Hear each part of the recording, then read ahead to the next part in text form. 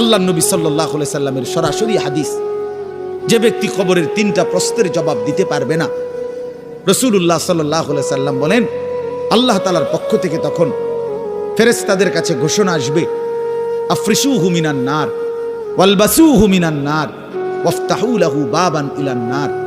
আমার এই নাফরমান বান্দার কবরে জাহান্নামের বিছানা বিছিয়ে দাও, জাহান্নামের পোশাক পরিয়ে দাও, আর জাহান্নাম বরাবর তার জন্য কবর থেকে দরজা খুলে দাও।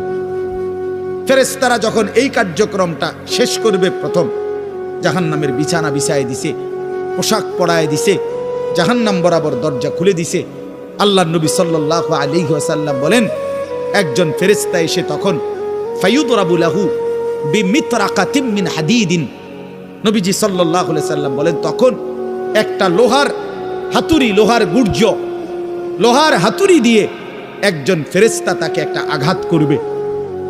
কি আঘাত, কোথায় আঘাত করবে?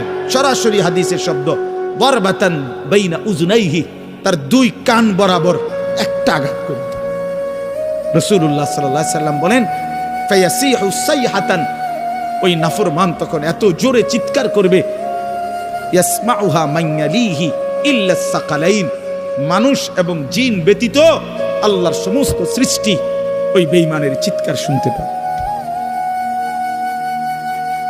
এ কবরের আযাব। ছেলেরা আমার, দোস্ত আমার, বাপ আমার, বন্ধু আমার, আপনি হাসলেও কবরে যাইতে হবে, কাঁদলেও কবরে যাইতে হবে। রাজপ্রাসাদের ওই অট্টালিকাতে যে থাকে সেও একদিন মরে যাবে, জীর্ণ কুঠিরে কুড়ে ঘরে যে থাকে সেও মরে যাবে। জীবনে যে কোনোদিন সুখ দেখে নাই, দুঃখের সাগরে তারও মৃত্যু হবে।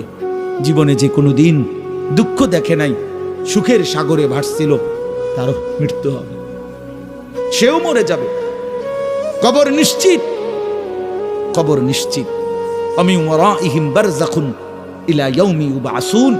আল্লাহ তাআলা মৃত ব্যক্তিকে বলবে, বান্দা, কোরআন শরীফের আয়াত, এখন থেকে নিয়ে ইসরাফিলের ফুঁতে হাসরের ময়দানে উঠানো পর্যন্ত বারযাখ মানে কবরের জীবনে পড়ে থাকো।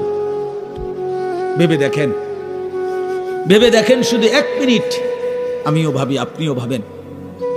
হাদিসের মধ্যে আছে মা বাইনান নাফখাতাইন 40, ইসরাফিল প্রথম ফু দিলে জমিনের সবকিছু মাটির নিচে চলে যাবে, দ্বিতীয় ফু দিলে মাটির নিচ থেকে আবার সবাই উঠে হাসরের ময়দানে দাঁড়াবে। তো নবীজি সাল্লাল্লাহু আলাইহি সাল্লাম বলছে এই 2 ফুঁয়ের মাঝখানে ব্যবধান হবে 40।